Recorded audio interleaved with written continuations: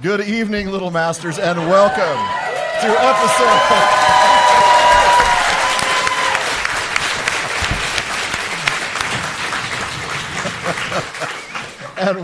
to episode 302 of the Prancing Pony Podcast, where if we take one more step, it'll be the farthest away from home we've ever been. Maybe the farthest away from home you've ever been. I don't know. Actually, no, not even that. I'm sure. What, Birmingham's farther? Birmingham's definitely farther, I think, for you. Anyway, but folks, pull up a bench in the common room and join us. I'm the Lord of the Mark, Shawn Marchese, and I'm here with the man of the West, whose geography skills obviously need a little polishing, Alan Sisto. Folks, join us as we celebrate the Tolkien Society's 50th Oxonmoot with a live episode recording from Oxford.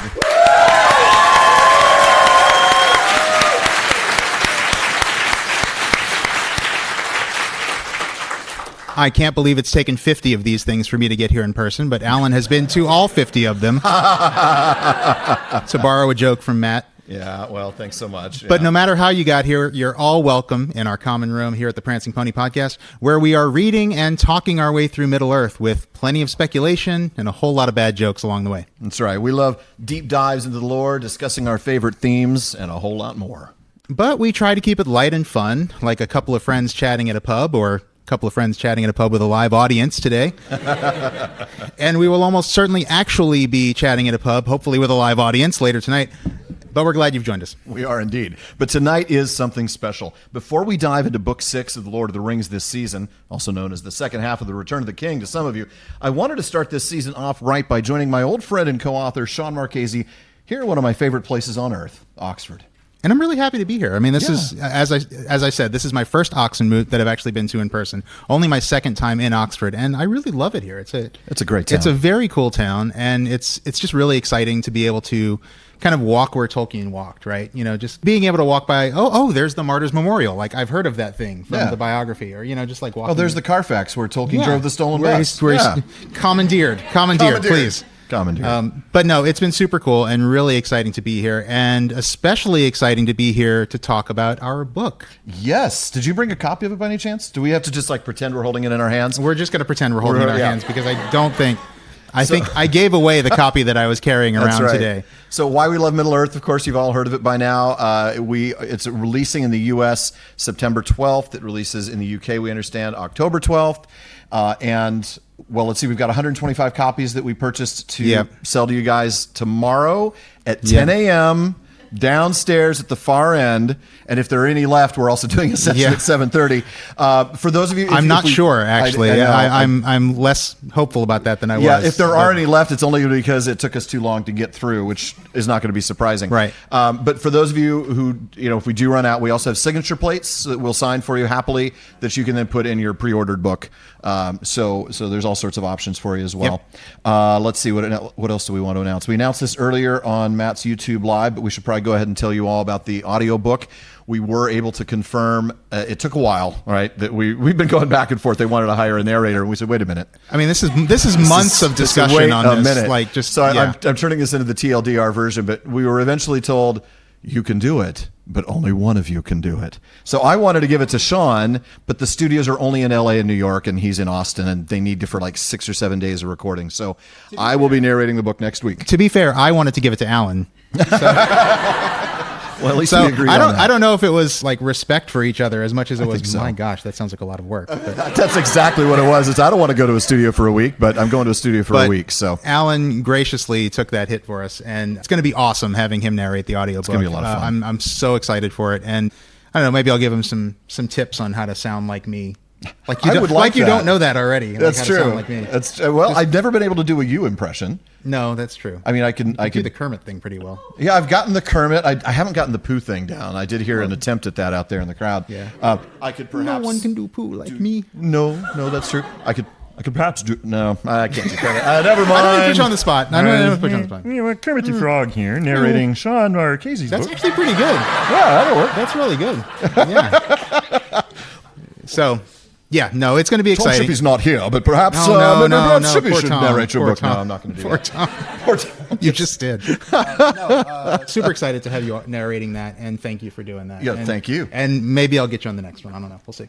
I hope so. And hopefully that'll be available by like mid-October, because I'm doing pickups the last day of September. So we should get that out soon. So the book will be available. I believe it's, pre-orderable everywhere. So go to our website if you haven't pre-ordered it already, or of course, if you aren't able to get a book tomorrow.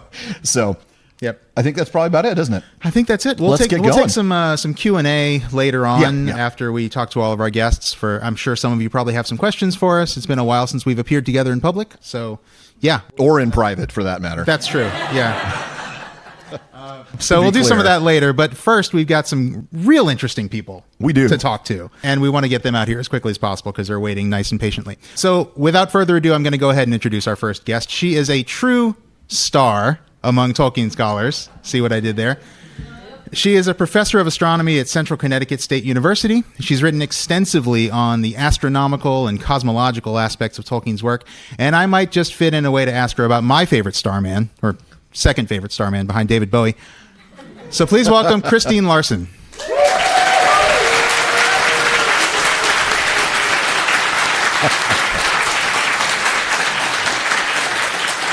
Well, Kristine, since this is your first time on the Prancing Pony podcast, we have to ask you the question that we ask everybody who comes on the show, which is, when and how did you first discover Tolkien's works? Like most of you, I was a tween, a young hobbit in Connecticut, where I, like the Shire, I haven't really been out of it very much, except when they let me out for conferences at good behavior, and not so good behavior. But I was about 13, read, I had my 4-volume Ballantine with the fake foil. You all know that one, right? The paperbacks. Read The Hobbit, read The Lord of the Rings, tried to do the Silmarillion shortly afterwards, and didn't make it all the way through.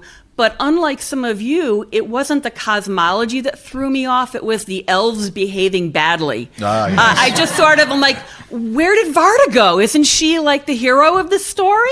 And how come there's no more about the 2 trees? Oh, Feanor, yeah, okay. So that Feanor. Feanor, no. But anyway, so yeah, it's a typical story, except with an astronomical twist, that I was obsessive compulsive about all the mentioning of the sun and the moon and the stars.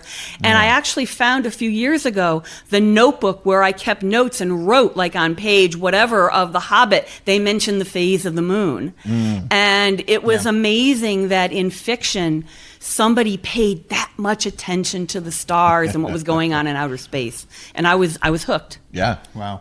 Well, and with good reason, because, like you said, he really did pay so much attention to it, whether it's, calculating Durin's day and when can that happen astronomically, or the stars that Frodo looks up at, in the sky at Woody End, and then trying to, we can actually extrapolate from Tolkien's description which stars these are, which planets these are, can't we? We can go out and experience the same night sky that the hobbits did, that the elves did, which is amazing because it really makes it more real to us. I mean, we all know that in our heart of hearts, there is something we wish that we could go to Rivendell, right? And we wish we could hang out with Elrond. But we can see Eärendil in the sky. And yes, we know it is the planet Venus. But there's something so beautiful about witnessing that and seeing the Moon Mariner stalking Eärendil in the sky. And that description is so beautiful and so poetic that we have an experience when we do it.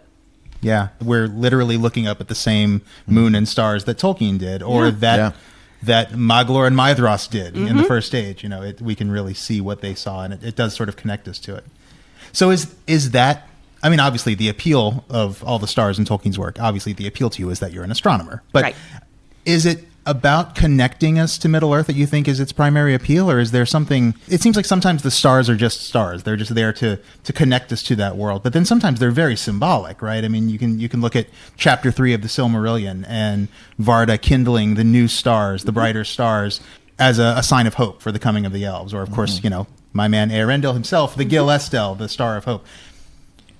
Do you think that the stars primarily function as a way to connect us to that world, or do they primarily function as a literary device with symbolic meaning? Or maybe it's a little bit of both. Maybe you just tell me, don't pick one. I don't know. Right. It's all of the above. I mean, it's with Varda, what does she make? After all the constellations, she makes the Valakirka and mental vagar, mental makar.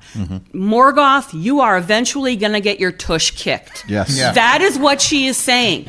All this horrible stuff is going to happen. It is written in the music. And I can't help you that you have to suffer. But in the end, know that good will win. And it's written there from the beginning of essentially Middle Earth.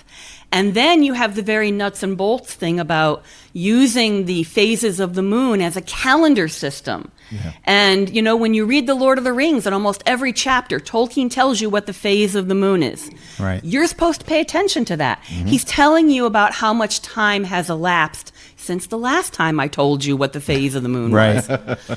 And he has, I mean, just like notes upon notes of this stuff when he was working this stuff out. If I'm remembering, like my History of Middle Earth, Right. he really did spend a lot of time on this. Yeah. I feel like I'm monopolizing the conversation. Alan, feel free to jump in. I'm surprised. We knew this was going to happen. It's a conversation that could lead to Arendelle. I just need to sit back and relax. I don't have any specific Arendelle questions, just because I don't think that there's a whole lot of scientific accuracy in Tolkien's depiction of Venus, but I'll forgive him for that. As I'm thinking of the stars as a symbol of hope or a symbol of the cosmic reckoning that's coming for Morgoth someday, we've talked a lot on the show about Tolkien's pulling from medieval sources and things like that. Is that something that you've come across in medieval sources that Tolkien was playing with, or is that something that he was just kind of coming up with on his own? Was he obsessed with the stars, or was he obsessed with the stars because some of the authors that influenced him were obsessed with the stars, if that makes sense?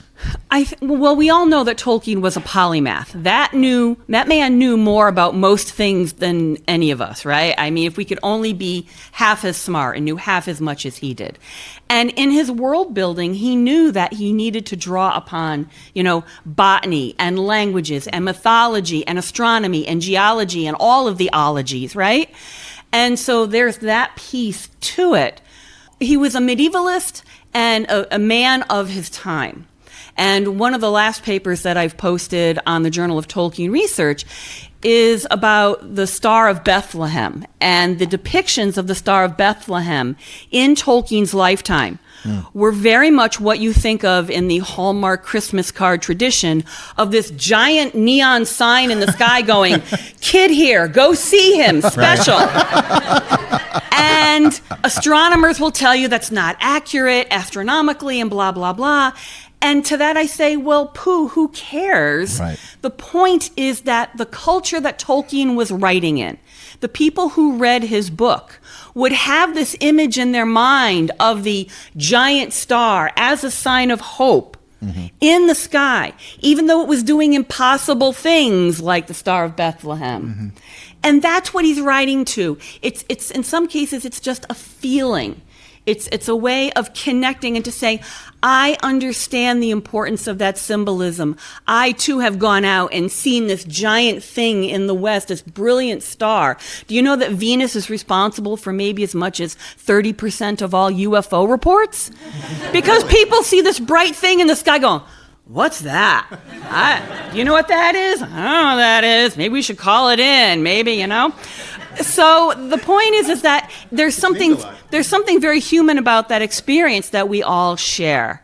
And it's just the beauty of going out and seeing the moon next to Venus in the sky. When I go out and see Venus, my first thought is not, ooh, it's this diameter and this far away and has a sulfuric acid cloud level. I look out and go, hi, Arendelle. Yeah. I'm going to give that a round of applause. Yeah. If I may.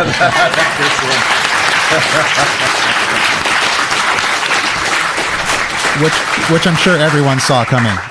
No, I mean, at the end of the day, that's really beautiful. Yes, they are real celestial bodies. There are real planets and stars out there. But what have they always meant to us as human beings as we look out and we see something out there that is greater than ourselves? And Tolkien manages to kind of capture both of those. And I think your scholarship sort of captures both of those. So thank you for that. I try because, I think I know you all love what you do. But I think I have the best job in the world because they pay me to share the universe with people.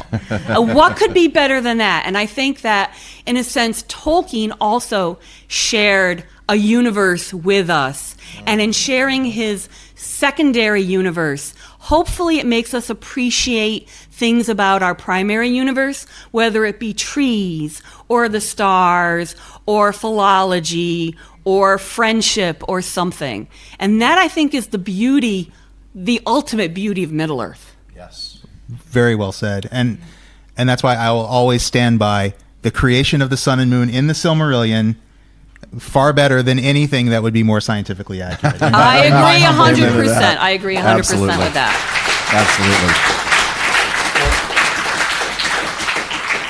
So we're here celebrating the 50th Oxonmoot, which has been held every year by the Tolkien Society since 1974.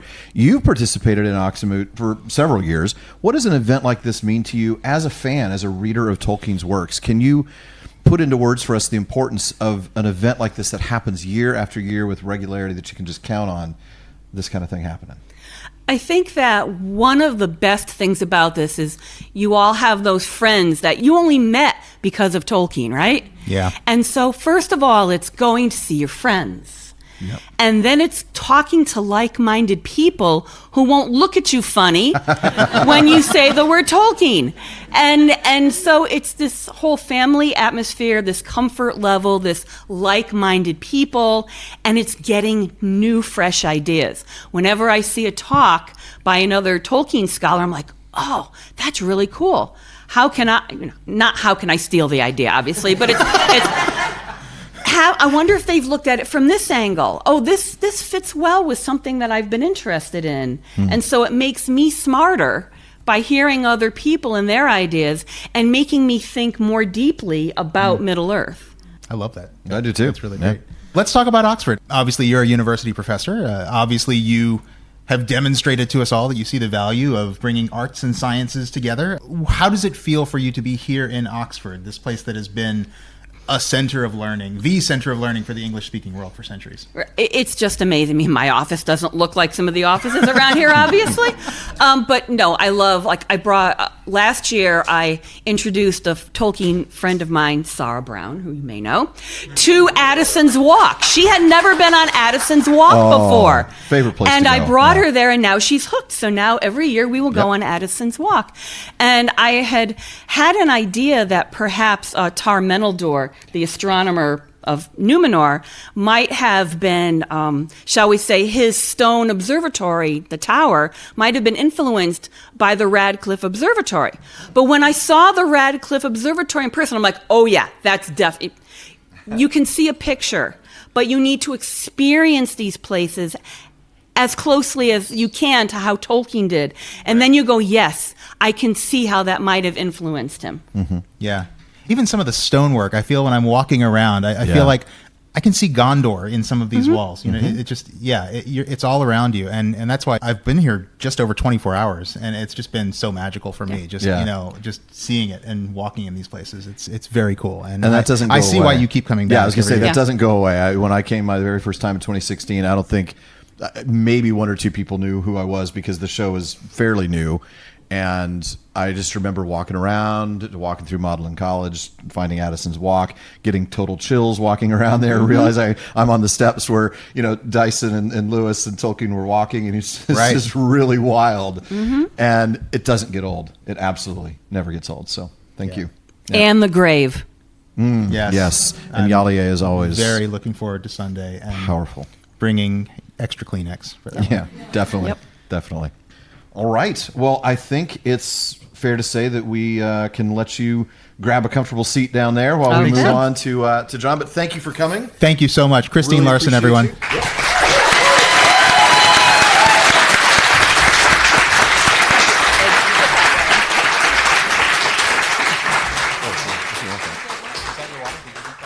So our next guest has been on my list of people to get on the PPP since we started years ago, especially season 2 when we were talking about The Hobbit. Yep. He's an independent Tolkien scholar and the editor of The History of The Hobbit, the absolute defining work on understanding how that book came to be. So please welcome, joining us remotely, John Rateliff.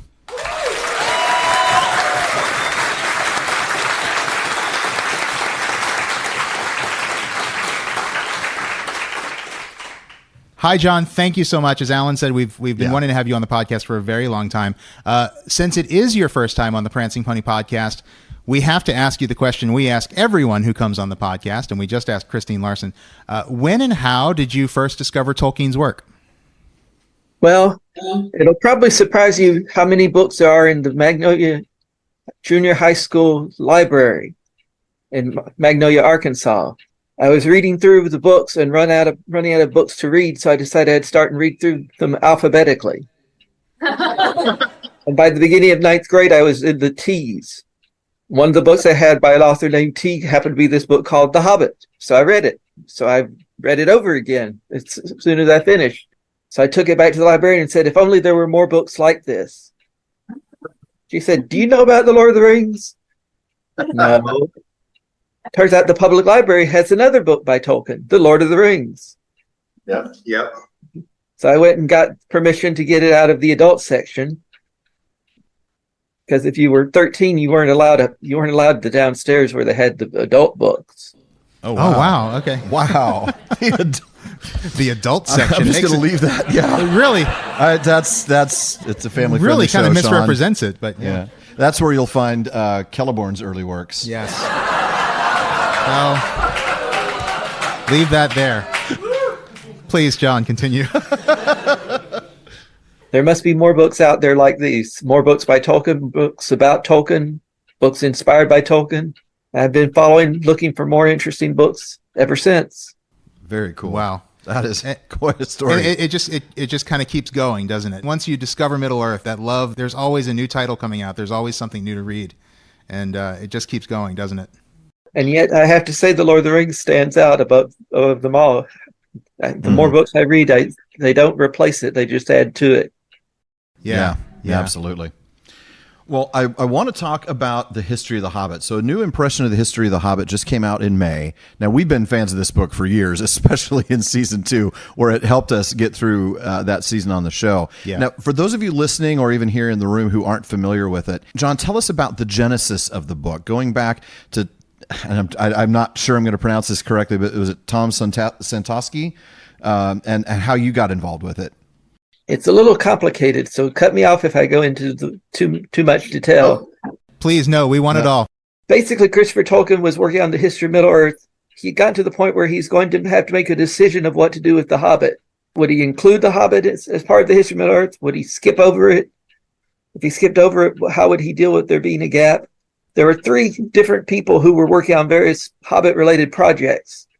So he got us all together. One was Doug Anderson, Right. who was basically working on what turned out to be the annotated Hobbit. One was Tom Santosky, who wanted to do an edition of the Hobbit manuscript. And I also wanted to do an edition, but approaching it as a dissertation at Marquette. We basically hashed out that Doug had his own project, which everybody who's seen Annotated Hobbit knows how well that turned out, how that was a really good result. Yeah. Tom and I collaborated on an edition, but I had to drop out because turned out you can't write a dissertation and edit a book at the same time. If you've tried, dissertations absorb all your time and mental energy. So Tom took over that as a project. Unfortunately, he became terminally ill not that long afterwards. So he asked if I would continue his edition and complete it. So once I was done with the dissertation, I did the editing The Hobbit, and that turned out to be the Mr. Baggins and Return to Bag End. Like I said, a bit complicated of coming and goings, but that's how it all turned out in the end. Yeah. Can you talk to us a little bit about why, and obviously, look, we know you're not Christopher Tolkien, and obviously you must have spoken to him. Can you tell us a little bit about why The Hobbit ended up being treated differently? Why it ended up requiring a separate effort by you and by Tom Santosky as opposed to something Christopher Tolkien decided to tackle himself? Yes, think I can cover that fairly. That part's not as complicated as everything.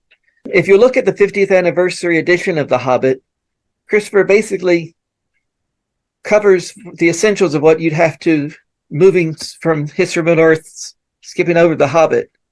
That foreword that he wrote in that 50th anniversary edition can stand in the place of this is how The Hobbit fits in with things.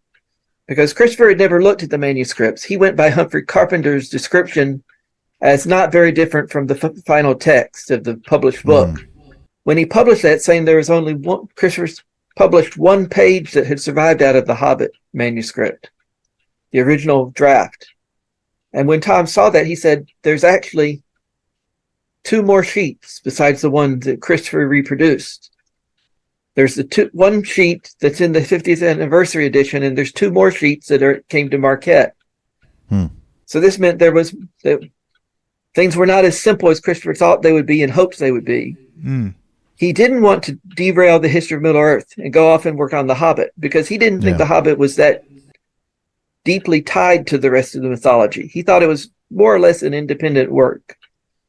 Right. He had a huge project that he was working on, as we all know from looking at History of Middle-earth. So he was willing to take this part that he thought was not peripheral, but on the side. That's why the opportunity of us doing it outside the History of Middle-earth, but parallel to the History of Middle-earth project, came in. Got it. Well, having seen the work that you did with it, thank you so much for continuing that work. It is, again, it has been an invaluable resource for us in our understanding of The Hobbit, and I think for anyone who undertakes a study of The Hobbit seriously, it's an incredibly important resource, and we're so glad that it exists. Thank you. I think we're very fortunate to see that all the materials survive, to see how a book was created. Chris has done that wonderfully with the History of Middle-earth volumes, dealing with the Lord of the Rings, that you get to see from the very beginning all the way through the very final product how a great work of art is made. And that Tolkien preserved that material, and that the publishers were willing to publish all that. I think we're very fortunate. Yeah, I agree. Definitely agree. I don't know of another author for whom you can get such a complete picture of his creative process, and it's so wonderful to have it for the Silmarillion and the Lord of the Rings, and for the Hobbit as well, thanks to your work. But it's just unparalleled, I think. It really is. I mean, I'm often truly blown away by the level of detail that was available, that you were able to kind of parse through all of the manuscripts. And I always would have thought, as Christopher did, that, well, The Hobbit's, a peripheral story. It's a simpler story. It was, written as a children's tale. There can't be that much. Oh my goodness. Right. Then you look at the history of The Hobbit, you're like, yeah, okay, I was clearly wrong. There's so much there. And that's what's so great about all the history books. Yes. Because it's easy to just assume that, oh, well, Tolkien knew exactly what he wanted to do from the beginning, and he wrote it down, and that was the story we got. But the most interesting things are often the things that he changed later, and are the things that are different from the finished text, whether it's the characterization of Eowyn or things about the stars and planets. I mean, all of that stuff, all those things that almost made it in, are kind of where the real fun happens. Bloodorthin. Yeah. I mean, that's, and Medved. Yes, exactly. Like Medved, the Baron character. Mm-hmm. So, well, John, we are here celebrating the 50th Oxonmoot, which has been held every year by the Tolkien Society since 1974. I know you can't be with us in person, but I hope you've been able to participate in some of the online stuff that's been a part of the moot for the last day or so. Can you talk to us a little bit about, what events like this mean to you as a fan? Can you talk to us a little bit about sort of the importance of events like this, and especially as someone who's attending remotely? How do you find it? I really find a lot of value in Oxonmoot. I basically, as I said from a little earlier, that I kind of discovered Tolkien and I was on my own. There was not anyone else around to talk about the books with. So I had to go also searching for kindred spirits. And I found them all over the place once I got out and about. I think the internet is a huge connection that people that are isolated can draw together. The conferences like Oxonmoot are a huge benefit of people actually meeting face to face. Absolutely. And it is that sort of that reminder that you're not alone, that there are other people out there who share your passion for these books and who share the desire to go and read unfinished manuscripts and rejected stuff. That's right. So there's not only people, there are quite a lot of people, it turns out. Yes, absolutely there. Well, John, I am sure that you're hard at work back at home. Is there anything new that you're working on in regards to Tolkien scholarship that you'd like to tell our listeners about? Basically, the piece I'm doing for Oxonmoot is the latest. It's just a short kind of thing I wanted to share with people for a while. Well, we're looking forward to hearing that. Absolutely, and that is tomorrow, so I'm looking forward to that one. John, thank you for joining us today. Really, really appreciate you being here. And now that we've finally gotten you on the show, we're going to have to get you back for a full length one of these days. So keep an eye out on your emails. You'll hear from us. Thank you very much. Thank you, John. Thank you, John.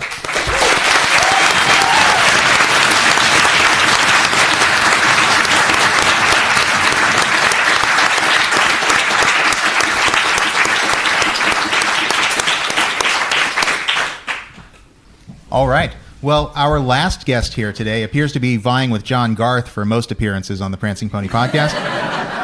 And neither of us is complaining about it. I'm sure none of you are complaining about it either. But welcome back to the PPP, a man of sartorial brilliance, as always, our old friend Brian Sibley.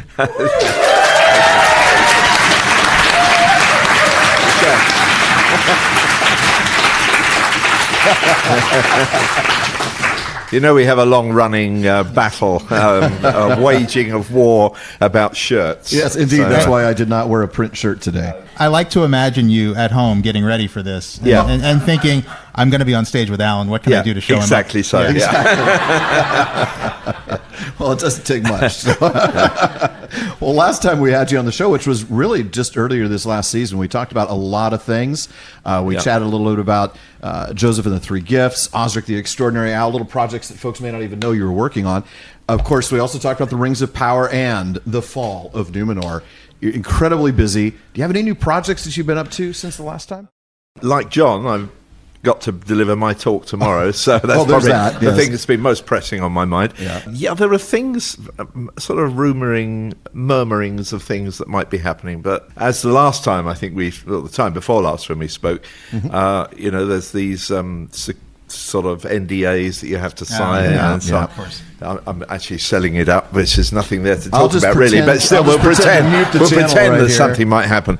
People probably know I helped with the production of the calendar for 2024. If you haven't got it, it's got all Alan's plates from the Fall of Númenor, plus 2 new illustrations, which I love. The cover, which you can see very easily online, and it's reproduced in the calendar without the words on it, so you can see it just for itself, which is the exile, the ships with the exiles on. In a way, it's the kind of reverse of the picture that Alan drew for the end paper and the cover of the Fall of Númenor, which is the idea that this great wave, which is on the cover is literally tipping Númenor over, is now the other side of it is washing the exiles towards Middle-earth. So that's one of the pictures. Other people have done it, of course. Ted, I know, has done a similar picture, but it's lovely to have Alan's version of it. And then the last picture, which is, I was really excited when I heard that Alan was going to depict this, which is the moment where Isildur loses the ring. And, it's such a significant, well, there's so many significant things in the Second Age, but this particular one, which is the moment which then prefigures so many things that happen in the Lord of the Rings itself, when foolish things like Bilbo putting the ring on to disappear at his party, or Frodo putting it on at the Prancing Pony.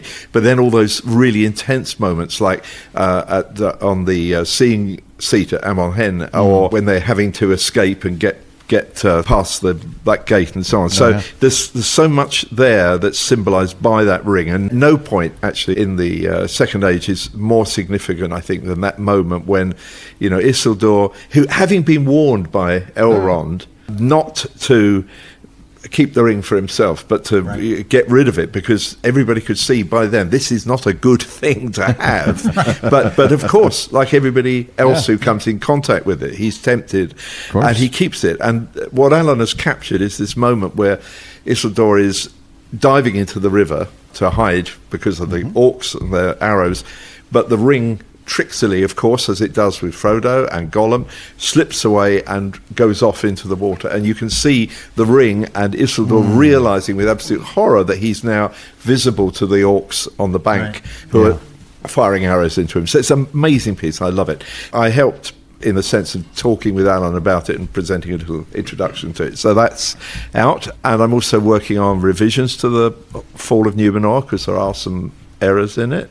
Oh, no. John Garth will probably tell you where they are. And there's going to be a new edition of the maps of the book that the books originally that I did with John Howe, bringing them together in a new form. But I'll say more about that tomorrow, because actually impacts on Númenor in a way. Oh, so there's things happening. I don't think I've done yet. Let's put it that way. Well, thank goodness that's for that. wonderful. Yeah. And super excited to hear more about the maps. That's great. Well, it's the book's already out there in a way, but I think what it brings together, what those books brought together was, first of all, John's, it's been a great joy for me because I've worked with John and I've worked with Alan, and I respect both of their work as artists very, very highly. And I love their art. Right, and I love the contrast of it, and I love the fact that their art is so simpatico and together help create the world that Jackson depicted in film. So I haven't had a chance to work with Ted yet, but that would be nice one day. And I love his music, and I love Ted as a guy.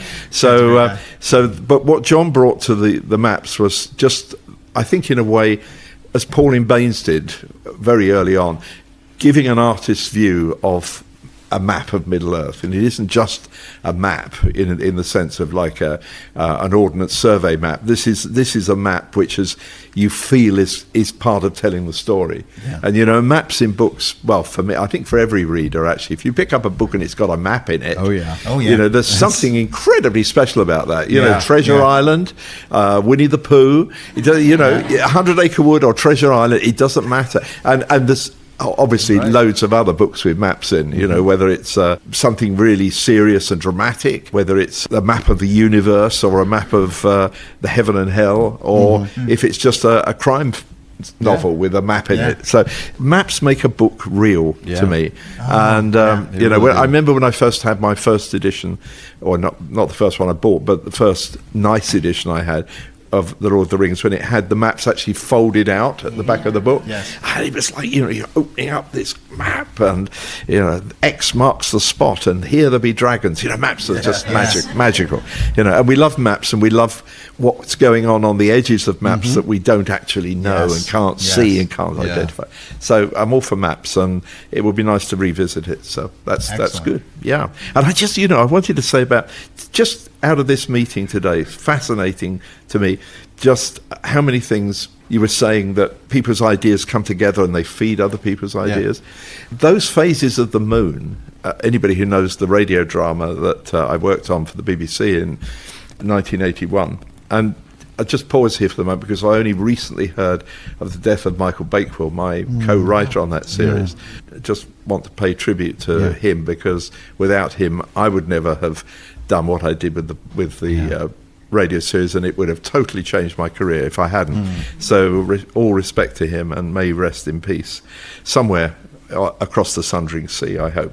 But when I was trying to arrange the story of The Lord of the Rings, the adventure in chronological form, as much as I knew Tolkien would hate it, I knew it had to be done in that way, because it was a series of 30-minute dramas. The phases of the moon were absolutely crucial to me, to be able to lock into that and say, while Frodo, Sam and Gollum are there watching that moon, over here, this is happening. So that's one of the things, listening to today and thinking, yes, everything just pulls together. And also my husband David whispered to me, talking about what John was saying about manuscripts and how vital and important manuscripts are, and how rarely we get a chance. We don't get as many chances as we'd like to be able to look at actual manuscripts. If you get a chance sometime, have a look at Dickens' manuscript for A Christmas Carol. And this is, there's several things about it which are fascinating. Always, any writer, their handwriting, if they're handwritten, of course, what does that tell you about the person? But, there are certain things in A Christmas Carol which Dickens changed, and I have the most enormous respect for typesetters back in the day, because they weren't doing it from typewriter or, as we are now, from computer printouts. They were actually deciphering people's handwriting and setting the text, and Dickens' handwriting was pretty difficult to work with. But anyway, they did, and there aren't that many typos in the books either. But when he was just about to send the manuscript off to the typesetters, he went through, and he originally called the son of Bob Cratchit, he'd called him Little Fred. That was the original name. Now, it doesn't have the same ring, does it? Not at all. God bless us all, said Little Fred. It's not the same. It's not the same. So you need the alliteration. Yeah, I do. Yeah. So he then changed the name of his nephew, Scrooge's nephew, to Fred, and came up with Tiny Tim, the alliteration, which is perfect. But most touchingly about the manuscript, which you'd only know if you look at the manuscript, is that he'd written the last piece, and at the end of the story, you could tell Dickens is writing for his life to get the thing down on paper.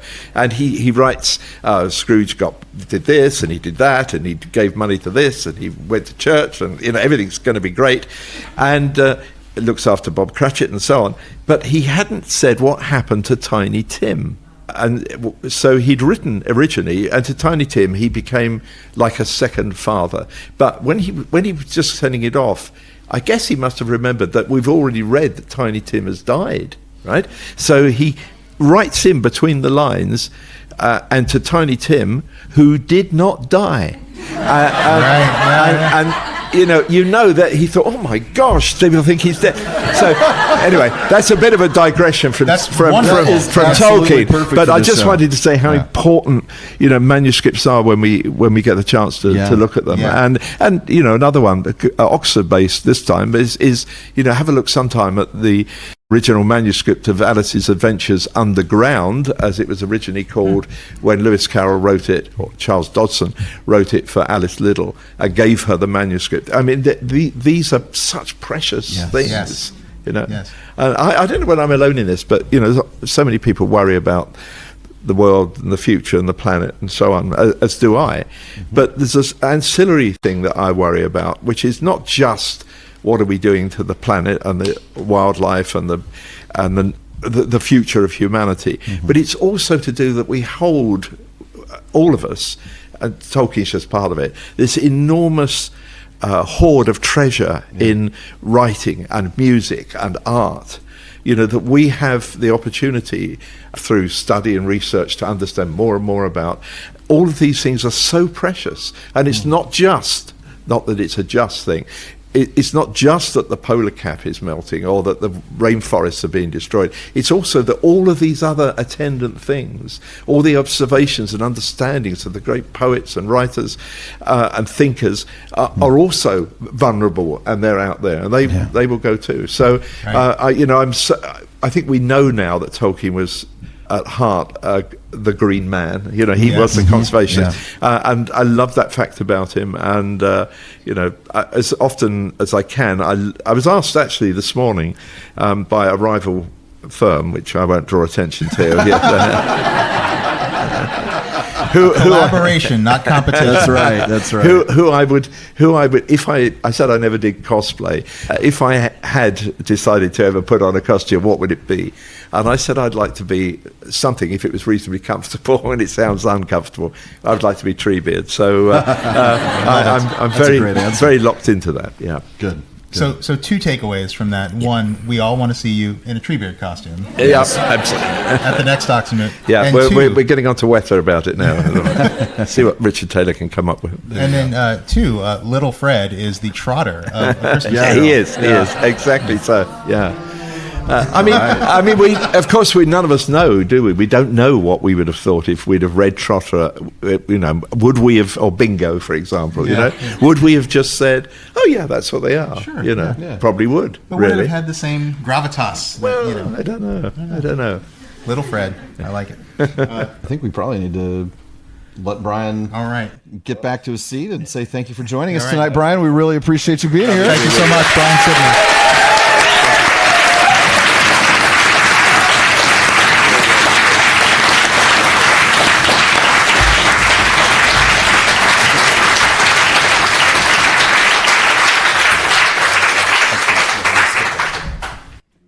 All right, I think we're going to go ahead and take a few questions. So if you've got anything that you want to get on the show and you want to ask us something, now's the time to raise your hand. I see Ed. Ed? How does it feel to be nearing the end of Lord of the Rings? And do you think you need to slow down? I think you meant, and how much do you need to slow down is the question you're really asking.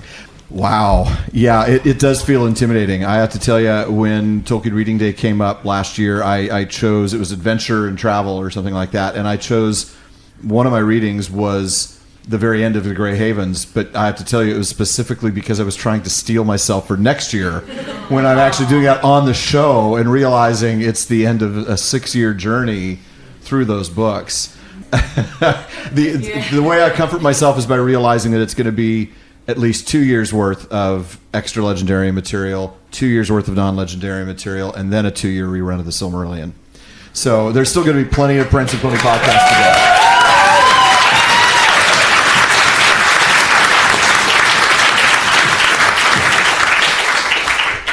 Not to mention today's Tolkien Times. All right, any other questions? Down here in second row? Yeah, if you were going to pick a topic for Tolkien Reading Day, what would it be? Oh, that's a fun one. Shawn, I'm going to let you handle that one. Oh, thanks. I'm trying to remember what all the topics have been for the last few years. Yeah, there have been a few. I mean, travel and adventure poetry was one. Yeah. There's Hope and Despair yeah, was Hope one. and Despair Death always and good. Immortality. There was one on nature and industry. Was there one on music? I don't know. There That was would be a on good one. Music would be a good one. You know, you go everything from the music of creation through to some of the songs. Yeah. I mean, music is just even the musicality of language. Yeah. There's a lot of things there. That could be a good one. That's a good one. I feel like I know I answered it, but I was only because I was delaying. I was thinking about the conversation we were just having with Kristine Larsen and thinking maybe something about the stars. That could be a good one too. And Yeah. Because that's something that keeps coming up. Yeah, that works. Yep. So, yeah. Yes. So there were lots of abandoned ideas by Tolkien in the creative process of The Lord of the Rings. Sure. What do you think is the most interesting one? What do you wish would have not been abandoned by Tolkien? Oh, I can answer this one. See,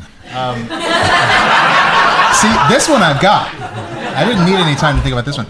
The one that I really wish had not been abandoned was the frame narrative in the Book of Lost Tales of Ælfwine being the human in actual European history who received these tales from the elves. I think that would have been a really cool addition to the Legendarium as we have it today. That would be. I'm trying. There's so many little things that I've discovered as I'm putting together the episodes. I'm not sure I can come up with a single one. So I'll just take your answer and say that's a good Co-sign one. that one? Yeah, I'll co-sign that. Yeah. We do have a question from the Zoom first, though. Can you make the PPP and clarified YouTube have video and captions because Haley is deaf and wants to enjoy your podcast as well? Thank you. I am working on that. It's one of those things where we need to feed the script into something to make accurate captions. The problem, as anybody who's done anything with Tolkien will know, is that any auto captioning device does not work. And then we also run into the problem of when I'm doing the readings on Third Age Thursday or Silmarillion Saturday, do I run into copyright problems by recreating the text?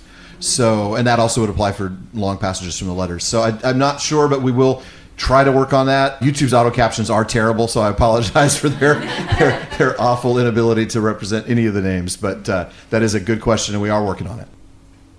What is the most difficult episode you've done in your 7 years? Oh, it's got to be one of the live ones. I mean, they're always very challenging. It might be this one. This one was challenging until we actually. very... Well, once we actually got up here, it was fine. Wait until we have to edit it. I don't know. This might prove to be the most challenging. Who's we? Well,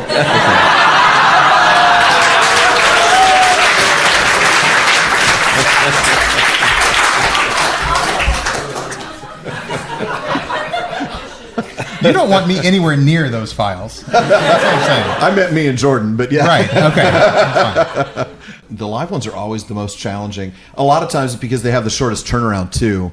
So, in terms of editing, this episode is going to be out in 16 days, and that's not a lot of time. All right, another one from the Zoom? Yep, another one from the Zoom. We have from Luke Shelton. Kristine, you've described some scientific papers about Tolkien as scientific fan fiction. Could you describe this in a bit more detail? What is it, and how is it different from scholarship? So he's referring back to a paper that actually got the Tolkien Society Best Paper of the Year back in, was it 2019? And I think that, again, we talked about the fact that Tolkien makes you appreciate the real world.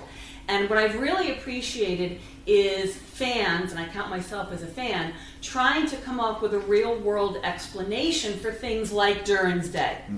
And even if it's impossible to do so, the exercise makes you smarter. And in sharing what you've learned with other people makes other people learn more, makes them smarter. So we all know the joy of reading fanfic in that we love the good stories that the fans write, but they also put in a lot of information that they've researched about Middle-earth. So scientific fan fiction is people trying to come up with scientific explanations for things in our favorite fiction, and even if it doesn't always work out, we all benefit from it. Yeah. There you Wow. go. Very cool. Great answer. Thank you. Let's go ahead and stick with. We'll stick with the Zoom. Yeah, and a couple keep more from going. Zoom. Let's get a couple more. We have one from Linda. Any special plans for the Hobbit birthday coming up? Let's see. Well, I'll be finishing the recording of the audiobook that very preceding week. The Sunday before, as we always do, is when the season launches. So that will launch then. Does that fall on a weekend by any chance? It does. It does. Yeah, the 22nd is Friday. Oh, yeah, of course. Yeah, it's a Friday. Okay. I would imagine that the OneRing.net folks will be putting on the Hobbit birthday party up at Griffith Park in Los Angeles. That's something I usually try to go to if I haven't been utterly worn out by the audiobook recording process. What about you, Shawn? I've got a book signing that Saturday. Actually. Oh, that's right. I think Yeah. actually I do as well. So yeah, I forgot. I guess we'll be doing that. Yeah. I completely forgot. we are Like doing 3 Saturdays in a row. We're doing separate book signings, unfortunately. Yeah, I've got one in Texas, and then you've got. I'm trying to remember which one's which. I've got, I think, Aliso Viejo and Irvine are the 22nd and 29th, and then there's one in October that I'm doing in Huntington Beach, but all at Barnes & Nobles. Yeah. So if anybody is local to Southern California, keep an eye out. We'll be announcing exact, which one's which and what time. Yep. And same with Central Texas. Definitely have one at a store in Austin the 23rd, and maybe more to come. Yeah. All right. Good question. Yeah. All right, we have Nerd of the Rings. Brian mentioned that he would cosplay as Treebeard on a different Tolkien platform earlier. Alan and Shawn, who would you cosplay as? What would we cosplay as? Oh. Yeah, you're going to be a Rendo. Maybe. I do have a headlamp that I could put on my... that I've been saving for that occasion. I don't know. I don't know. That's a tough one. That is a tough one. I mean, I've always loved the costume of the Rangers of Ithilien. I've always been partial to Faramir's thing. I can't pull off that look. I don't have the hair. I don't have any of that, actually. Let's just be really clear. But I also have a soft spot for my favorite Vala, and I think it would be really fun to somehow cosplay as Tulkas. That would be a lot of fun. You could definitely pull off. Just after my shoulder gets fixed, I got to get back to the gym. Yeah. I mean, to me, I kind of have the build of a hobbit. I kind of feel like I'd have to cosplay as I don't know, Bungo Baggins. Maybe Merry. Merry is my favorite hobbit. There you go. So yeah, maybe him. But the world needs more Ents. Yes, there's more Ents, isn't it? Yeah. You would be a very and none of short us will Ent. look as good as you do, Brian. Well, that's a given. All right. Well, do we have any more questions here in the room? We do over here. Yeah, you're in charge of organising Oxonmoot next year. Oh. Where in Middle Earth would you hold it? Oh, in Middle Earth. I kind of feel like the Oxford of Middle Earth is Rivendell. Yeah, the library. So that's the answer that comes to mind for me. I agree with that, and yet I would definitely want to hold it in the Shire. I feel like that's where I want to go walking around. That's where I want to have the food. I'm not sure I trust the elven food, but I trust the Hobbit food. So I think that's where I would want it to be. Good answer. Any more questions? You're at Oxonmoot 50, recording this in Yeah. the Packed Auditorium. The book's just coming out. How do you feel when you take a step back and look back on this journey that Tolkien's kind of led you on? Blown away, utterly blown away. This has exceeded every possible vision that I had for it when we started. Just phenomenal and unreal. Yeah. I mean, truly, and obviously, life takes funny turns sometimes, and I was hoping I would still be able to be a full-time co-host, but the way that we have sort of changed. The way we work together, and the fact that we're still able to write a book together, even though I can't be on the podcast every week, and we have plans to write more books together. Yes. And for me to come, plans, not promises, but plans. plans, not promises. But we work incredibly well together, and I really enjoy that, and I'm thankful for every moment of it, and Same. would not change a thing. Yeah, absolutely. Thank you. Great question. And I think that does it. We'll just that does it. Yeah. Well, thank you all for joining us tonight. I cannot tell you how excited we are to have been here. Thank you.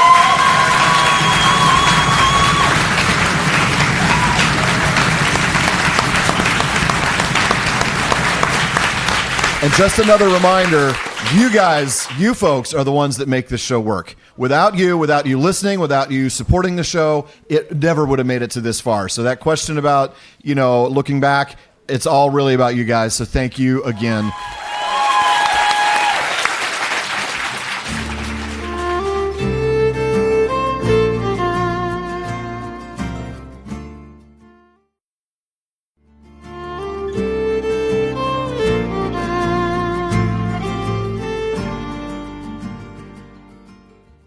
Soon we're going to take a deeper dive into our own experience at Oxonmoot. But before we do, we want to remind you there's a lot more talk going on at the Prancing Pony podcast than just us.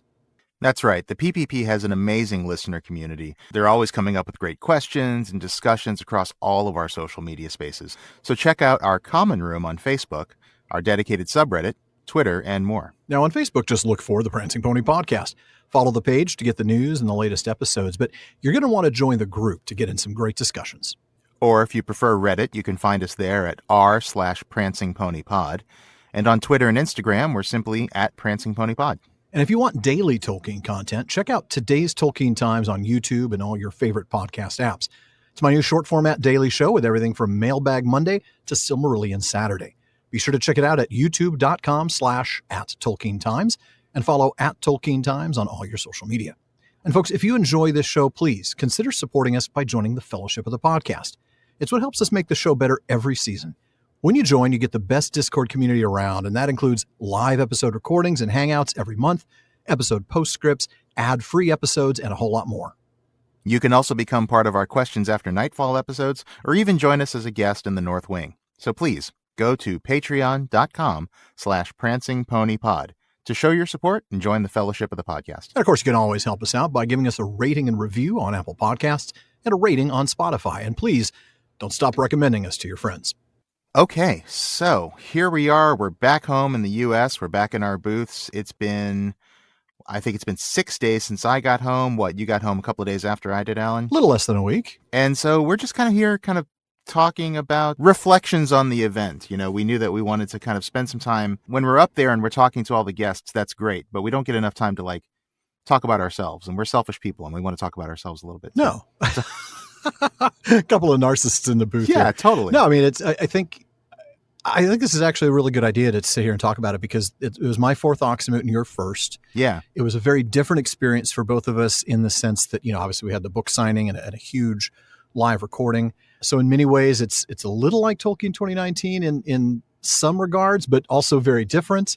And Oxonmoot is always different from those special events. So definitely, want to kind of talk through some of these things. I thought it was a really special event. And, it's the 50th one. Right. It's been held every year by the Tolkien Society since 1974. Shawn, what do you think an event like this means to Tolkien fans around the world? I mean, I heard this from a lot of people while I was there, and I've experienced it at Moots before. It's a time to be surrounded by people who get you and who get it, right? They get your Tolkien fandom. Yes. There's just a sense of community there, even with people that you've never met before, because you can make a joke and people get it. You make a joke about Feanor or something like that. We've all experienced this. The average person walking around the street, even friends you may have in real life that don't share your Tolkien obsession, they don't get the references. They don't get the jokes. And no. You're lucky if they get a Taters reference, and that's about as good as you're going to get. Yeah, I mean, and you could do a second breakfast joke or something like that. People get that kind of thing. Yeah, that's true. Or one does not simply walk into wherever. Yeah. Right. People get those kinds of jokes, but people make a joke about Feanor or Turin Turambar, and people get these jokes, and it's just yeah. And I think that it's really fulfilling for fans to come together and kind of have that shared community. And I think I've experienced that, and I heard that over and over again from people who were first timers, and there were lots of first timers. There were a lot of first timers. Yeah, there were. And lots of them from this community. Thank you all who joined Oxonmoot after listening to the Francis Money podcast. That was awesome. And many of you came up and said hi, which was awesome. Yeah. We had that little PPP family photo that we got at the end. Good 40 people standing there. It's pretty amazing to see the power of community. And I think that's the thing you hit on there. You know, it's a group of your people, even if you've never met them. Yeah, absolutely. It's almost like a family reunion where, you know, this is that cousin you've never met, but they're still part of your family. Yeah. And you get each other, and there's a similarity there, and a kinship there. Yeah. Yeah. And there's sort of an automatic bond and a trust that they're not going to mock you for your passionate interest in Tolkien. And there's a vulnerability to it. You know, people have, we have very deep emotional experiences there. I mean, Enyalié was overwhelming to me. Oh my goodness. And I'm not ashamed to say I was weeping during the, Shawn Gunner picked a pitch perfect reading, and he made me cry something fierce. And I walked up to him after, and I wanted to go thank him, and I could barely get the words out because I'm still Shawn, thank you. That was, it was like, it's kind of vulnerable, and it's kind of, you feel kind of goofy about it because you've had such a strong reaction to it, but it's real and it's powerful. Absolutely it is. Yeah. And these people get that it's real. That's the thing. Absolutely. I think a lot of people can understand that a story is moving or that you really like a story. Yeah. But not too many stories out there are as deeply emotionally connecting and powerful as Tolkien's Tales in Middle-earth. I mean, they're just absolutely so rich. And when a moment like that happens and you're there with 350 people from around the world gathering at the grave of J.R.R. Tolkien and his wife Edith. Yeah. And you see the Baron and Luthien on the headstone, and you think about the letters that he wrote to Christopher after Edith's passing, and all of these things going through your head, and then a moving passage from the text is read, and it's a raw emotional moment. It was, and again, Shawn picked a wonderful passage from book 6 that was really like the eucatastrophe moment of the whole story, and there was just such relevance to the world that we live in today.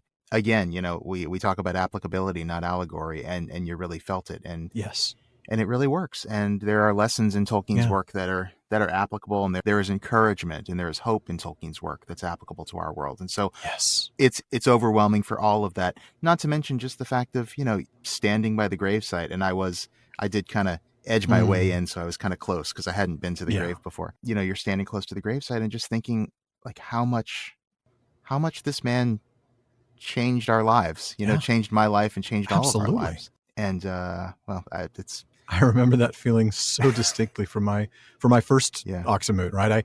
When I went the very first time in 2016, I knew nobody. Actually knew one of our listeners, Bonnie, and her husband David were there. Yeah. They knew who I was, but nobody else did because the show had only been around for maybe 6 months by that point. So I think like 200 people had been listening. Yeah. And I went because I wanted to go. I wanted to finally experience Oxonmoot. And it was small. There might have been 20 people at the newcomer session as opposed to like the 130 that were there this year. And I made the mistake of staying off campus. I was at a hotel at the very far north end of town. And in fact, my hotel was far closer to Wolvercote than it was to the campus. Okay. And that's about a 45-minute walk for people who don't know. Like it is. It's I took a bus instead, which was, much easier. But even then it was like an 8-minute walk to the bus stop and a 15-minute bus ride into town. It was definitely not my best choice. Right. But I went to the cemetery twice during the week before Enyalié, just to pay my respects in a quiet and kind of somber fashion. It was raining both times I went, it being England. Yeah. And didn't rain this time. My gosh. No, it didn't. My goodness, down. It was sweltering that day. Ooh, man, It rained plenty on the first couple days, but Sunday was gorgeous. But I remember that same exact thought, like how much this one person, and in many ways, these two people. Yeah. Because Edith really, she was an played inspiration such to a phenomenal role. She was his muse. Yeah, absolutely. Yeah. Yeah. And without her, who knows? Would he have even bothered doing much of this, or at least seeing it through? Right. But how much our lives have been changed. Yeah. Individually and as a collective fandom. And it was just, it's a moment that I think every fan if possible, should try to experience at least once. Yeah. In person. I mean, the hybrid events are great, and I'm so glad that's an option. Hybrid events are wonderful. Yeah. They're a great way to be able to experience the talks and some of the social activities.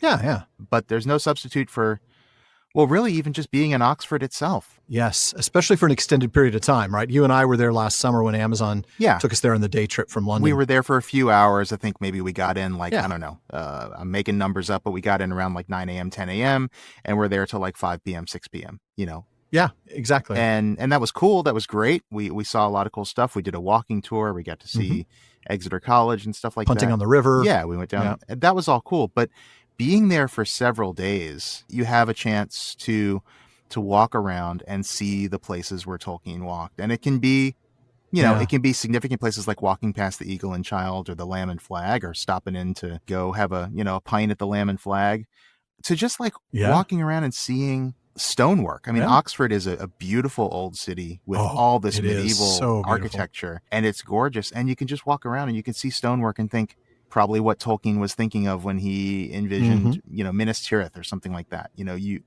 When Gimli said with the older stonework being the better. Yeah. I thought that exactly. And that's really cool. And I think you can actually gain a certain insight into Tolkien's work from being in that place. You can imagine the kinds of streets he has in his mind when he describes streets, or seeing a particularly nice bush or hedgerow and thinking, maybe that's the kind of thing Tolkien was thinking of, when he described the Shire. And it's not like you're looking for one-to-one correspondences. That's oversimplifying. But all that stuff that went into the leaf mold of his mind that he was probably thinking of when he wrote his works. Sources of inspiration. Yeah. Oh, I love that phrase, of the leaf mold of his mind. Yeah.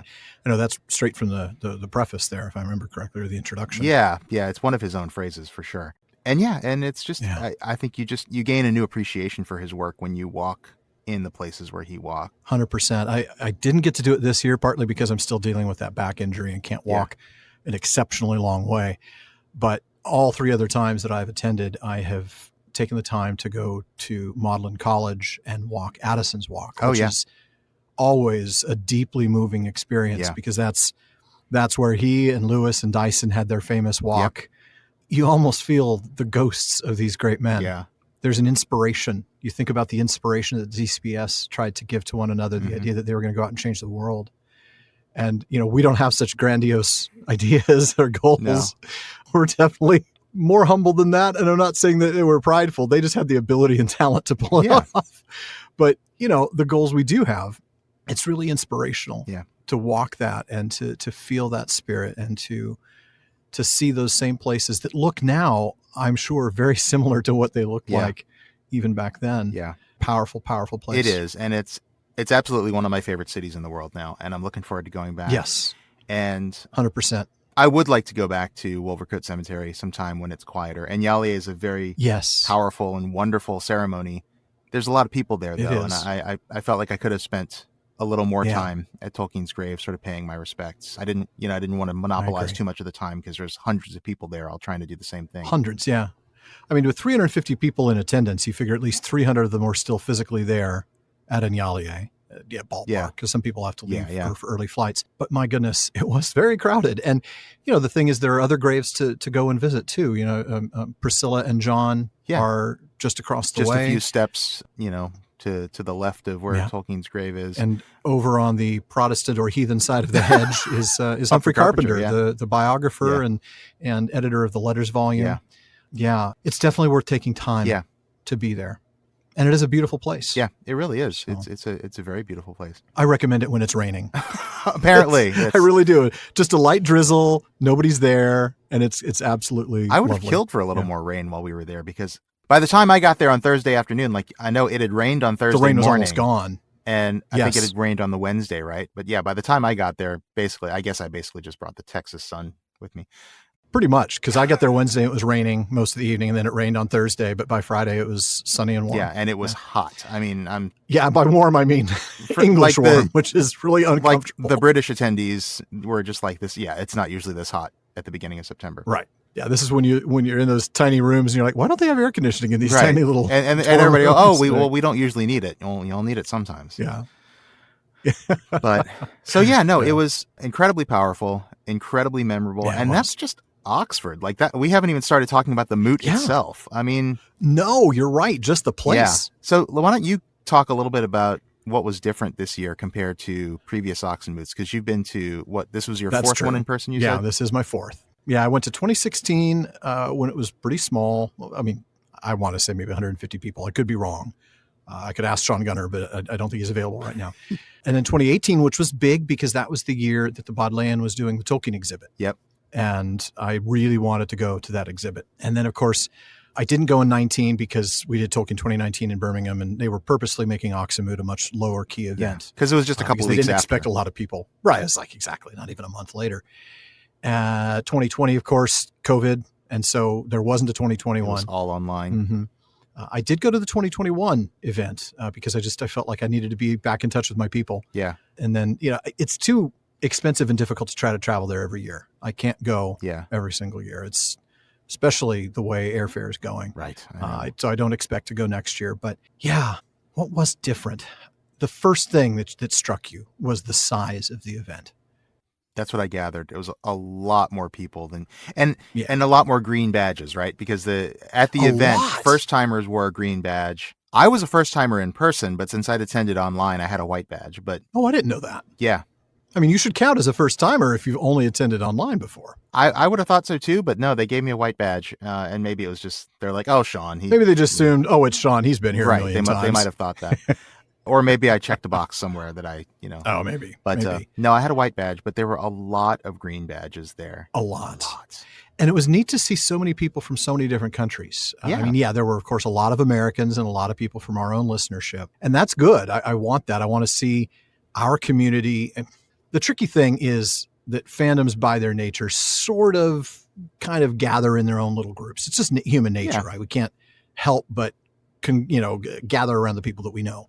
So the folks who have been long-time Oxonmoot attendees, especially those who are from England, they're wonderful people, and they're going to reach out to us as well. Yeah. But I wanted that from our people, too. I wanted to see our people mingling and interacting with the Tolkien Society folks and with the group of people that were there from Signum. And, there are all these different kind of sub-communities gathered there. And what I saw was a lot of people interacting. Yeah. I saw a lot of folks from our community mingling with the folks from the older Tolkien Society crowd, and then the same thing with the Signum crowd. It was really neat to see that. Well, you've also got folks from the Swedish Tolkien Society there. Oh yeah. And the German Tolkien Society, and Finnish, and a lot of Scandinavian Tolkien groups were there. But then I had a chance to hang out with people from the Greek Tolkien Society.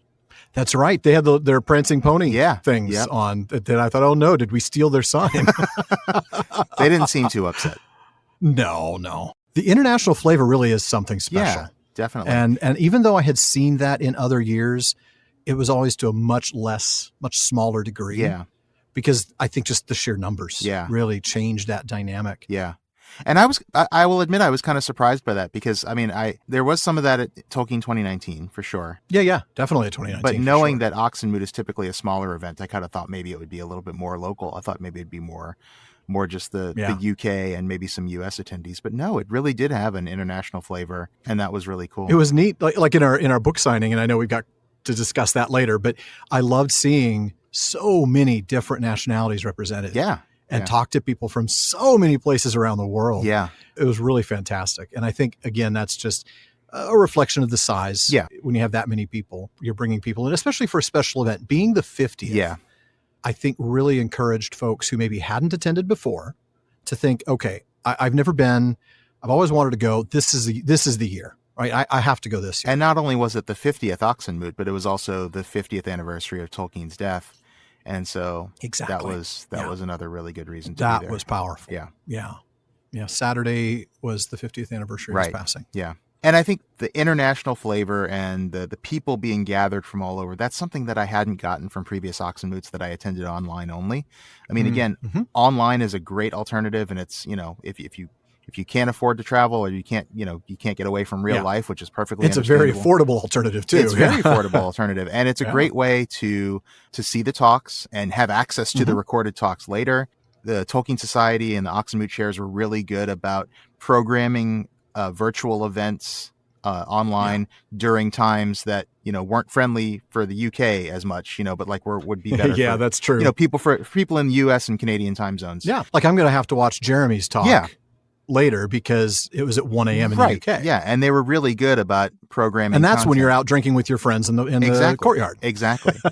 So they were really good about that. And so it really is a good experience to go online. Yeah. But one of the things that you just aren't going to get, and it's just the nature of the beast, I think, is you don't really get a sense of all the international people that are gathered there. And it was also neat to sit across put the table from faces to the names of so many people that we know from the community at large. People that you interact with on Facebook or Twitter, people that are listeners to the show, people whose names you recognize but you haven't had a chance to meet. There were a lot of those. Yeah. Definitely. It was really neat to be able to meet some folks. Definitely. And it was especially great to, have so many of them come out to our book signing, which I know we'll talk about in a second. Oh my goodness. That's a whole nother ballgame, isn't it? Yeah. And get a chance to really meet and spend, a couple of minutes with each person, talking to them and, because we tried to spend a few minutes with each person and maybe too much.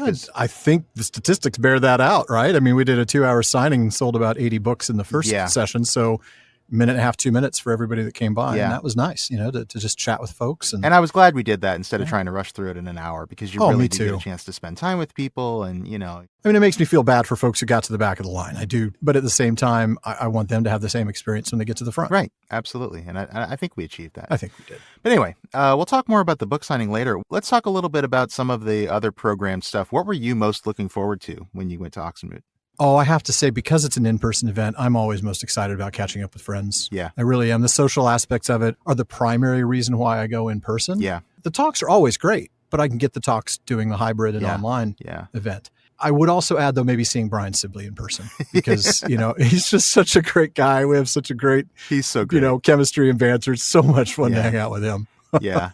And I was so humbled when he showed up at our book signing and oh my goodness, weren't you? Yes. Yeah, me too. I was like, what are you doing here? And we did not make him wait in line. Okay, he came. No. He came towards the end, so he was able to come right up to the table, and we got to spend a little time with him, which was awesome. Yeah, with him and his husband David, that was neat. Yeah, Brian Sibley's awesome. David's a great guy. They're both so kind. They really are. Just so warm. Something that probably ended up being the highlight of the moot for me was really spending time with people. Like you said, the talks are great. You really get some mind-blowing moments. I was about to say the same thing. You get really big eye openers and just like, whoa, I've never made that connection before. That's amazing. Right.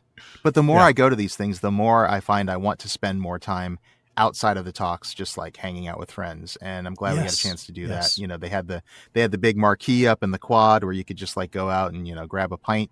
For our American listeners, that means large tent. It really is a large tent. I don't really know why they call it a marquee, but to me, the marquee is the thing out in front of a movie theater. Yeah, that says what movies playing and what time. Yeah, right.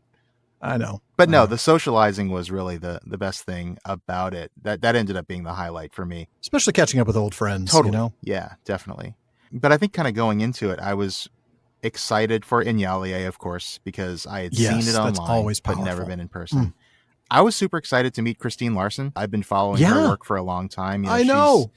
She's the one who, by the time people are listening to this, they've heard her speak. So you know that she's the one who's sort of a Tolkien astronomer. And me being obsessed with the stars in Tolkien's work, it was really cool. Well, one particular star. Yeah. One particular star, but also I kind of love the star moments, I do too. The elves and all that stuff. But she was super cool. And I was looking forward to that, and it did not disappoint meeting her, and Inyalié absolutely did not disappoint.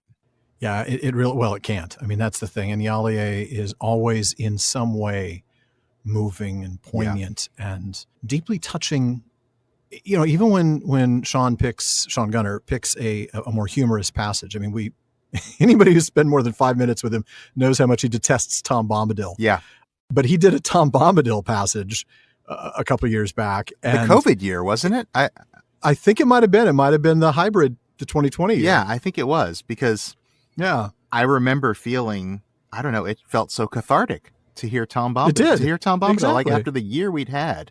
Seriously. And that was great. Because that was like 6 months into shutdown. We were all pretty miserable.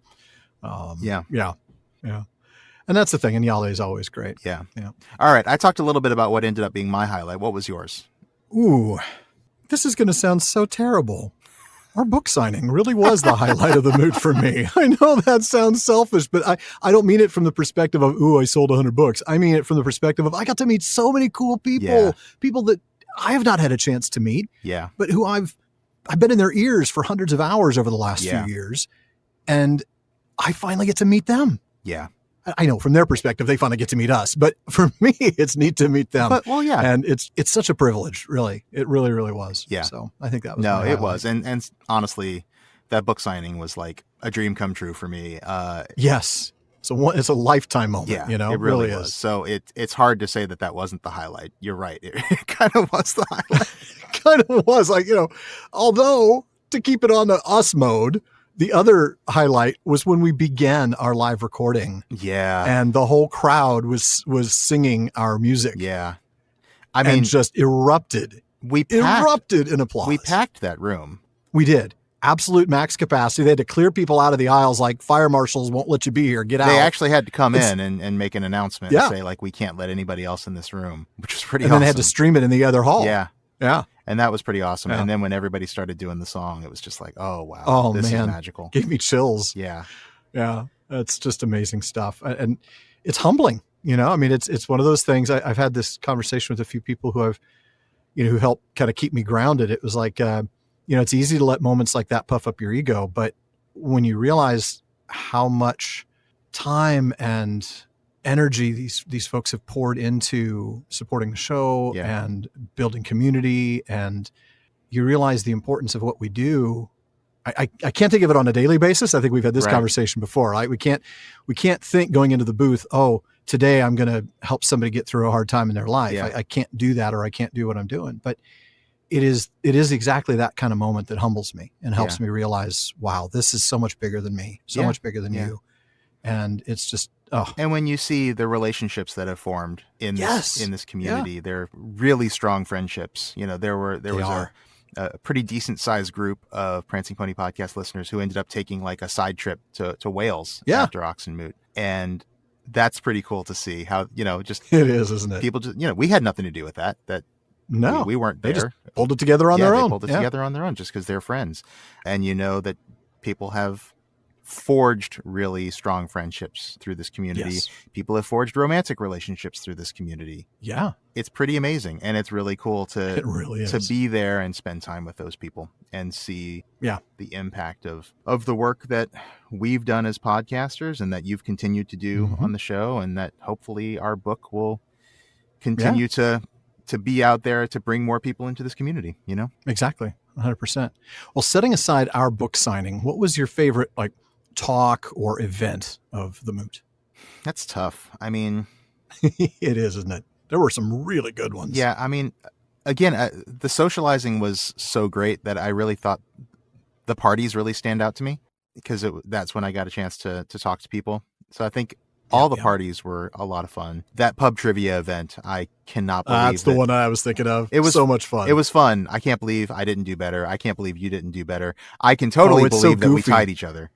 I can totally believe that. I know. At first I thought we beat you by 1 point, and then we found out you tied us after all. Yeah. There were so many things in there that have nothing to do with your knowledge. No, they're not. There's like weird little things like short-term memory tests, weird Photoshop stuff. It was great. Yeah. The Rebus puzzles were a lot of fun. Oh, those were hilarious. So yeah, I think that was probably my favorite event overall. That and to a lesser trivia. extent the other parties. But favorite presentation, man, that's tough. I know, they were all good. The ones I was able to see, including even the ones I've only seen since. Yeah. Right. I mean, I'd say the one that really kind of just blew my mind was Kristine Larsen's keynote on North Polar Bear and sort of the auroras and sort of how you can see astronomical phenomena in the Father Christmas letters. That was just cool. It was a surprise, and it was a lot of fun. Yeah, it was. All right. So does that mean we can expect to see a paper from you on bears at the next Oxonmoot?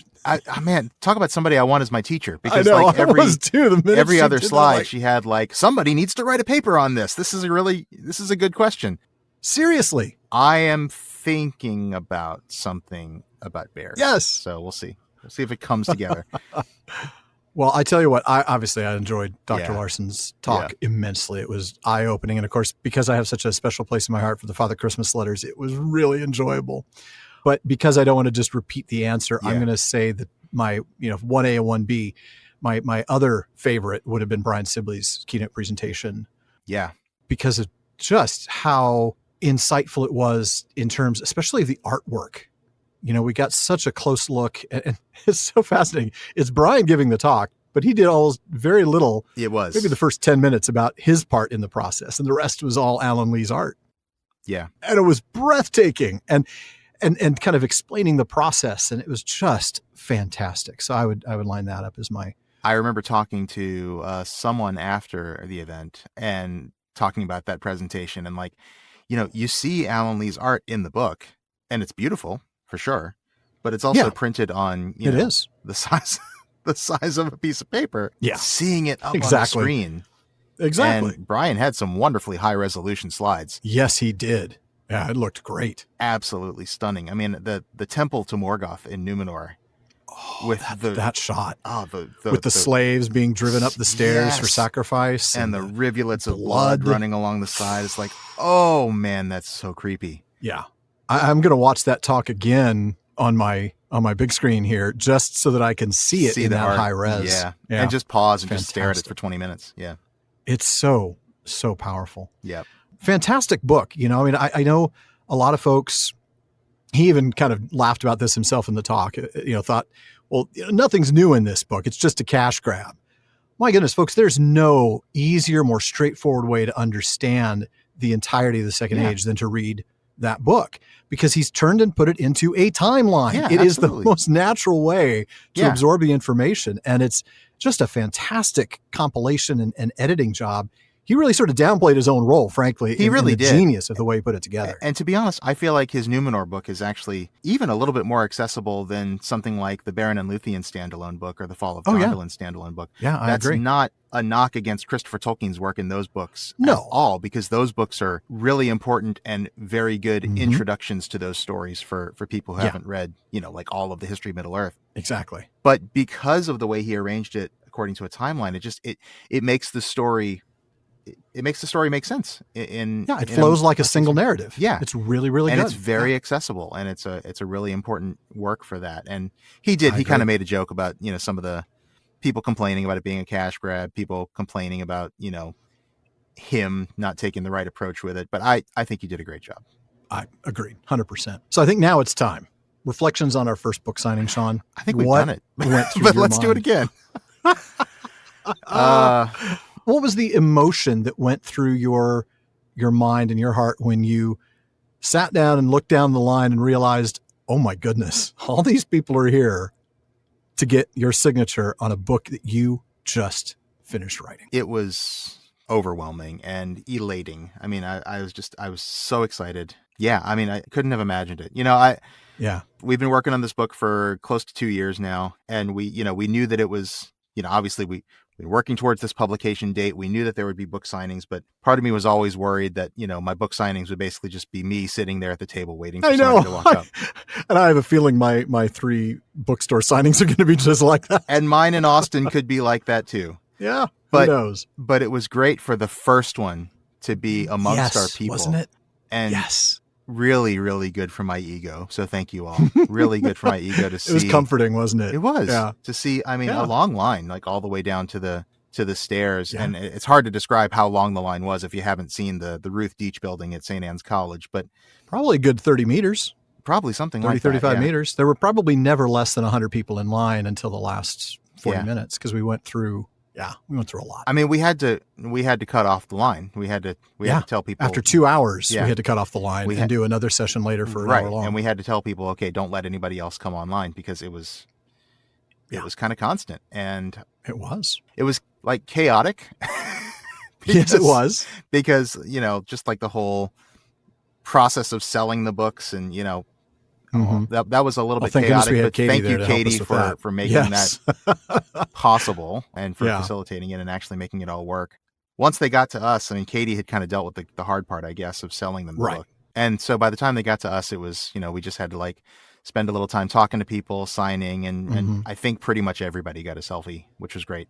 Yeah. Yeah, the Oxonmoot folks were kind enough to put a banner behind us so that we could not only block out the light and not be backlit, but to have this really nice backdrop of the Oxonmoot brand logo. That was super cool. Nice. Yeah, it was a really neat time. It was humbling and it was uplifting. And like I said, it's a dream come true for me, really, because I've been writing in one way, shape, or form, or some way, shape, or form, pretty much my whole life. Since I was a kid, I used to I tried my hand at fiction writing for a while, and I was no good at it. Yeah, but I had always kind of thought in the back of my mind, like, wow, it would be really cool to do a book signing someday, and here we are doing it. I know, it's so wild. Yeah, and that was super cool. It felt like the last 50 meters of a marathon where you've got a 2-minute lead on your opponent, and you can just slow down and savor everybody cheering you on. And you cross the finish line. That was the moment where, okay, all this work, all this effort has paid off. Not that I've ever run a marathon in my life. Let's just be really clear. I did run 5Ks when I was in high school. I think I even tried college cross country, which is 10K. A marathon is crazy. Yeah, no. But yeah, it's that feeling of, I don't know, maybe the better alternative is the victory formation in football, right? You've got a 22-point lead and you've got 30 seconds and the opponent doesn't have any timeouts and you just take a knee. And you're hearing the adulation of the crowd and you've won, you've finished, you've done the job. Yeah.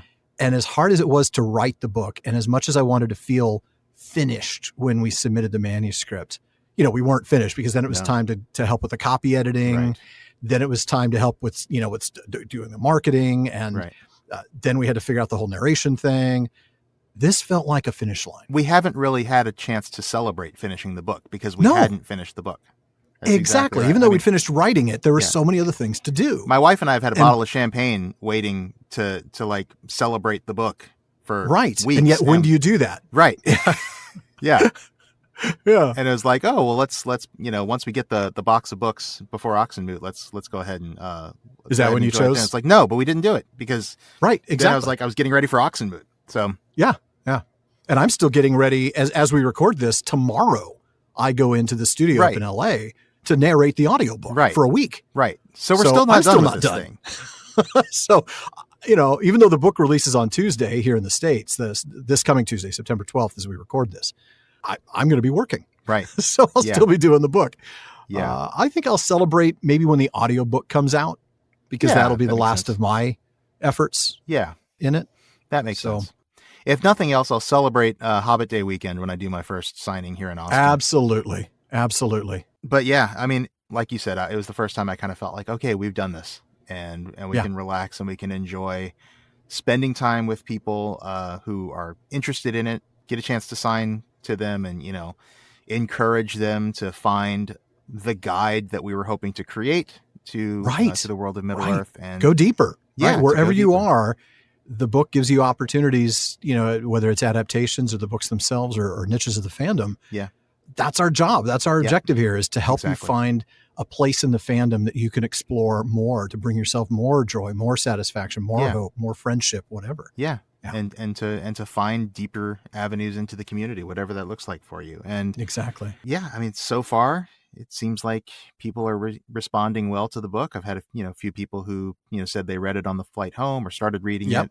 We heard from a few friends in the community the morning after the signing, like, oh yeah, I started reading it last night and it's good so far. So that's encouraging. I hope it keeps up. I think the comments I've heard have been like, they really hear our voices in it, and that's important. Yeah.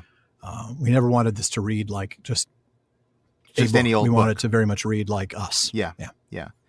So you should definitely hear us in the text. I think you do. Yeah. Between the digressions and the snarky footnotes and, yes. Yeah. I definitely. think, I think anybody who's listening to this and who likes the show would appreciate this book. And that seems to be resonating with people so far. Yeah. I hope so too. Well, what else? Anything else we wanted to talk about with regard to Oxford or Oxonmoot? I had far more fish and chips than I should have. Well, but you always do that. Well, it's England. Yeah, that's true. I had a really nice pie at the, the Royal Oak pub. The Royal Oak? Pub right down the street from St. Anne's. I had a really nice pie there the first day that I was there. That was like a shepherd's pie or something? Something like that. Yeah, like a nice, crispy, good, hearty, warm like food. what we call a pot pie in the U.S., but it's good. It's not like frozen things. Thank you. Yes, but it's good. Yeah. Yeah, it was neat to go to the pub with friends. You know, sometimes it was 2 or 3 of us, sometimes it was a dozen of us, and just hang out. It was a real pleasure. Yeah. It was fun to stay out way too late a couple of nights. Yeah, it was. To shut down the bar at the Marquee or the large tent, and then which always closes dramatically early, like 11 or 12. Yeah, everything's closed in Oxford, and there was one night in particular where we'd shut down the Marquee, and somebody, me, said we should go have some more drinks somewhere, and so we had to go find a place that we could actually go and have another round of beers. Because even by then, Royal Oak was probably closed. Yeah, exactly. So we ended up having to walk all the way down to the city center, which was a good 15-20 minute walk. Then you can see the Carfax Tower and go, hey, that's where J.R.R. Tolkien stole a bus. That's right. Yep. And that was the cool thing is, again, just like walking around. I know we've talked about Oxford already, but yeah, you just like walking around like, oh, there's the Martyrs Memorial. Okay. Yeah. Exactly. I read about that. So no, I mean, the food was great. People don't think of English food being memorable, but pub food I love. So that was awesome. It's just good, hearty food. Yeah, absolutely. And definitely the hanging out with friends and enjoying a pint Always or a 2 privilege. or 3 was a lot of fun. And seeing people that, again, we haven't seen for a while. It was good to spend time with Marcel, or it was good time. We actually ran into John Garth, which was a real privilege as well. Yeah. And it was just neat to see people that we don't get a chance to see in person very often. Yep, absolutely. Including, Shawn, you. Well, I mean, this is the first time I'd seen you since our own moot in October of 22. That's so true. Almost we a hadn't year actually seen each other in person since we've been for together. almost a year. So Yeah. no, and it's always fun hanging out, man. It was great. It is. So Same thing. Well, before we wrap up, I want to give everybody an update on some minor schedule tweaks. Now, this episode that you're listening to right now will launch, or has launched, or will have launched. Time travel always makes for difficult grammar. As promised, on September 17th, as we always try to launch the Sunday before or on Hobbit Day. But I am having to make a small change in the early part of season 8. And I don't want to get overly personal or overly transparent, but, we love our listeners, and I think we believe that you deserve to know what's going on and why. So over the past, I'd say month or so, but honestly, it's been almost all summer. I've had some personal health matters. I've had some back issues, epidural, things like that. But the things that were really problematic were a shattered collarbone in August that I now still have a plate and several screws in. I had to have surgery. It was very clearly unexpected. While I was at Podcast Movement, I learned that my mom had passed away. I learned that in, I think, August 23rd, and that's technically the date of her death, but we discovered that she'd probably passed a couple weeks before that. I'm an only child, so I have a lot of work to do to tie up the loose ends of her life, her funeral, her home, her finances. And to be maybe a little bit more personal, she had suffered from dementia pretty significantly over the last several years of her life. And so that has made putting all those pieces together a lot more difficult. And of course, she lives a 6 or 7 hour drive away. So I can't just go over and fix things. I don't like resorting to a delay, but I really don't have an option at this point. So what I've decided to do is the next couple of episodes, the next episode, which is a Questions After Nightfall that I host with Don Marshall, will come out 2 weeks later instead of the usual next week. So it's going to be the same with the episode after that, which will be our intro to book 6. So you're going to get the QAN on October 1st. You're going to get the intro to book 6 on October 15th. And then after that, it's my intention to return to weekly episodes throughout the rest of the season, starting with, I believe, 5 or 6 episodes on the Tower of Cirith with Don Marshall, which will be fantastic. that is going to be awesome. And it will. But I do want to say, Alan, as speaking on behalf of everyone in the world who's not Alan, take the time you need, please. Thank you. Take the time you need. I know, because I know you, and I know you've got a lot going on. I want you to take the time that you need. Yeah. Because you are kind of understating what you've got going on. Well, I just don't want to make a big deal out of it. But yeah, you're probably right. I kind of am understating just seriously, on behalf of everyone who loves the show, please just take the time you need. Yeah. I know everybody will be waiting patiently and looking forward to when you can return fully. I believe that as well. And thankfully, since today's Tolkien Times is a little easier to produce, that will come out on its normal schedule, which is 2 weeks after this debut. So season 3 will debut on October 1st. So the daily show there will continue starting on the 1st. That's not quite as time consuming as this show. So look forward to that. If you feel like you're missing me every week, you can go see me every day. So there you go. We'll catch up there. Well, folks, that does wrap it up for another episode of the Prancing Pony podcast. But my goodness, what an episode it's been. Please be sure to join us again in 2 weeks when Don Marshall joins me and several of our listeners for our 24th quarterly Questions After Nightfall. I'm excited myself for that one. That's going to be great. And I know this is going to be an awesome season. And who knows? Maybe I'll pop back into the booth to join you for a few of those later on. There's a pretty good chance of that, I imagine. But for now, Alan and I want to thank the members of Team PPP. That's editor Jordan Rennells, Barliman Becca Davis, our social media manager Casey Hilsey, event and Patreon community coordinator Katie McKenna, graphic artist Megan Collins, and website guru Phil Dean. And please take a minute to check out the prancingponypodcast.com. That's where you can find our show notes, outtakes, our old Prancing Pony ponderings, our online storefront where you can get the book and PPP merch. That's right. And you'll also want to visit our library page. Prancing Pony Podcast is, after all, a podcast about Tolkien's books. And books in general. So if you're interested in a book that is true. That we've mentioned on the show, not all books in general, but books about Tolkien. Well, no. So if you're interested in a book we've mentioned on the show, you'll find a link for it in the library. And we do get a small amount of compensation when you make your purchase, so we thank you for that. Indeed, we do. We also want to thank our patrons at the Kierdance contribution tier. I'm going to start with DeMay in Alaska, Chad in Texas, Lance in New Jersey, Paul in Colorado, Jerry in Texas, Joseph in Michigan, Kathy from North Carolina, Carlos in California, Brian in the UK, Ned from Connecticut, Jerry from Washington, Joe in Washington, Erwin from the Netherlands, Ben in Minnesota, Anthony in Texas, and Karen in the UK. And there's also Zaksu in Illinois, Sarah in New Jersey, Joshua in Massachusetts, Lucy in Texas, Connor in North Carolina, Erica in Texas, Carson in Oklahoma, Keith in Alabama, Vivian in California, James in Massachusetts, Ann in Kentucky, Shawn in New Jersey, Mason in California, Maureen from Massachusetts, Christiana from Ohio, and John from Japan. Folks, thank you all so very much for your support.